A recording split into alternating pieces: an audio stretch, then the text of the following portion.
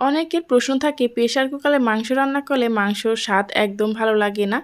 আজকে আমি যেই পদ্ধতিতে মাংসটা রান্না করব, আপনারা যদি এই পদ্ধতিতে রান্না করেন তাহলে একদম ঝটপটে রান্না করে ফেলতে পারবেন, আবার স্বাদ ঘ্রাণ সব কিছু একদম পারফেক্ট হবে। আসসালামু আলাইকুম সুপ্রিয় দর্শক, কেমন আছেন সবাই? আশা করি সবাই অনেক ভালো আছেন এবং সুস্থ আছেন। আজকে আমি দেখাবো প্রেসার কুকারে আলু দিয়ে মাংসটা কিভাবে রান্না করলে একদম বেশি মজা হবে।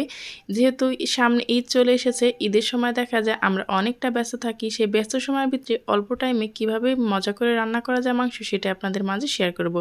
তার জন্য প্রথমে আমি এখানে নিয়ে নিলাম গরুর মাংস। এখানে আমি হাফ কেজির মতো গরুর মাংস নিয়েছি আর হাফ কেজির মতো কলিজা নিয়েছি। এখন এগুলোকে ভালোভাবে কেটে ধুয়ে পরিষ্কার করে নেব। আমি আমার সাইজ মতো কেটে নিয়েছি, আপনারা চাইলে ছোট বড় আপনাদের পছন্দ মতো যে কোনো সাইজেই কিন্তু কেটে নিতে পারেন। এখন এটাকে ভালোভাবে ধুয়ে পরিষ্কার করে নেব। প্রথমে আমি একটি প্রেসার কুকার নিয়ে নিলাম আর প্রেসার কুকারে দিয়ে দিলাম আমি কিছু পেঁয়াজ কুচি। পেঁয়াজটাকে আমি একদম বেশি মোটা করে কাটিনি, আবার একদম পাতলা করেও কাটিনি। সাথে দিয়ে দিলাম কিছু শুকনো মরিচ। এখন আমি দিয়ে দিচ্ছি মাংসগুলো। একবার হলো বাসায় এভাবে ট্রাই করবেন প্রেসার কুকারে মাংসটা রান্না করা, তাহলে দেখবেন একদম কষানো মাংসর চাইতে কম হবে না খেতে। এখন আমি এখানে দিয়ে দিচ্ছি হলুদ গুঁড়ো, মরিচ গুঁড়ো। মরিচ গুঁড়োটা আপনাদের স্বাদ মতো দিয়ে দেবেন। সাথে দিয়ে দিচ্ছি জিরা এবং ধনিয়া গুঁড়ো, 2টা এলাচ এবং তেজপাতা। সাথে দিয়ে দিচ্ছি আমি স্বাদ মতো লবণ। এখন আমি এখানে দিয়ে দেব আদা এবং রসুন বাটা। এখানে দিয়ে দিচ্ছি আমি 1 টেবিল চামচের মতো রসুন বাটা এবং 2 টেবিল চামচের মতো আদা বাটা। সাথে দিয়ে দিচ্ছি আমি পরিমাণ মতো তেল। আমি 1 কেজি মাংসের জন্য এখানে ব্যবহার করেছি 2 চা চামচ আদা বাটা, 1 চা চামচ রসুন বাটা। এখন হাতের সাহায্যে ভালোভাবে আমি এটাকে মিক্স করে নিচ্ছি, দেখতে পাচ্ছেন। এভাবে করে মাংসটাকে আমি হাতের সাহায্যে মিক্স করে নিয়েছি। আপনাদের হাতে যদি সময় থাকে তাহলে মেখে রেখে দেবেন 10 মিনিটের জন্য।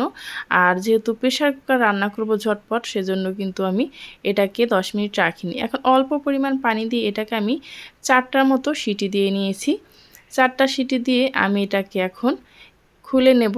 যেহেতু এই অবস্থা গরম, সেজন্য কিন্তু আমি উপর থেকে কিছু পানিটা ছিটিয়ে দিচ্ছি, ঠান্ডা পানি, যাতে করে এটা খুব সহজে এটা ছুটে যায়। এখন আমি মাংসটাকে দেখতে পাচ্ছেন 4টা সিটি দেওয়ার পর এটা কিন্তু অনেকটাই সেদ্ধ হয়ে গেছে। এখন যে অল্প পরিমাণ পানি আছে এর ভিতরে দিয়ে দেব আমি আলু। আপনারা যদি আলুটা দিতে বা খেতে পছন্দ না করেন তাহলে কিন্তু এই মাংসটাকে আরও 2টা থেকে 3টা সিটি দিয়ে নিতে পারেন। তাহলে কিন্তু এভাবে রান্না করলে আর শেষে যে বাগারটা দেবেন তাহলে কিন্তু স্বাদটা অনেক বেশি ভালো লাগবে খেতে। এখন আমি এটাকে ভালোভাবে আলুটাকে দিয়ে নেড়েচেড়ে মিশিয়ে তারপর এখানে আবারও ঢাকনাটাকে দিয়ে সিটি দিয়ে নেব। আর এখানে আমি দিয়ে দিলাম 1 কাপ পরিমাণের মতো পানি। যেহেতু আমি প্রেসার কুকার রান্না করব, এখানে কিন্তু ঝোলের পরিমাণটা বেশি লাগবে না, অল্প দিলেই কিন্তু এটা হয়ে যাবে। এখন আমি আরও 3টা সিটি দিয়ে নিচ্ছি। 3টা সিটি দিলে মাংসটা এবং আলুটা খুব সুন্দরভাবে সেদ্ধ হয়ে যাবে। আমি যেহেতু প্রথমে এখানে মাংসটাকে আলাদাভাবে করে একটু সেদ্ধ করে নিয়েছি বা কষানোর মতো করে নিয়েছি, আর দেখা যায় অনেকে মাংস আলু সব একসাথে মিক্স করে তারপর প্রেসার কুকারে দিয়ে রান্না করে, সেক্ষেত্রে দেখা যায় আলুটা একদম গলে যায়। কিন্তু আমি যে প্রসেসে রান্না করেছি এভাবে যদি রান্না করেন তাহলে আপনাদের মাংসটা একদম পারফেক্ট সেদ্ধ হবে, আলুটাও একদম ভেঙে গলে গলে যাবে না। দেখতে পাচ্ছেন ঝোলটাও কিন্তু একদম ঠিকঠাক মতোই আছে। এটা আপনার রুটি, ভাত, পোলাও, আবার দেখা যায় ঈদের সকালে কিন্তু অনেকে খিচুড়ি খেতেও পছন্দ করে, সেই সময় কিন্তু এরকম ঝোল ঝোল একটু আলু দিয়ে খিচুড়ি খেতে কিন্তু বেশ ভালো লাগে। এখন আমি এখানে 2টা পেঁয়াজ কুচি নিয়ে নিলাম আর অল্প পরিমাণ একটু তেল দিয়ে একটু ভালোভাবে পেঁয়াজটাকে বেরেস্তার মতো করে নিচ্ছি। এখন আমি এই মাংসটাকে এটার ভিতরে দিয়ে একটা বাগারের মতো করে দিয়ে দিলাম।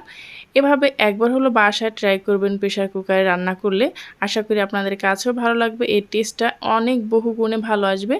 এখন আমি লাস্টে দিয়ে দিলাম অল্প পরিমাণ জিরা গুঁড়ো। তারপরে কিন্তু আমার রান্নাটা একদম পারফেক্ট হয়ে গেল। দেখতেই পারছেন একদম যেভাবে আমরা কষিয়ে মাংসটাকে রান্না করি ঠিক সেভাবেই কিন্তু রান্নাটা হয়ে গেছে। এখন আমি আপনাদেরকে একটু পরিবেশন করে দেখাচ্ছি।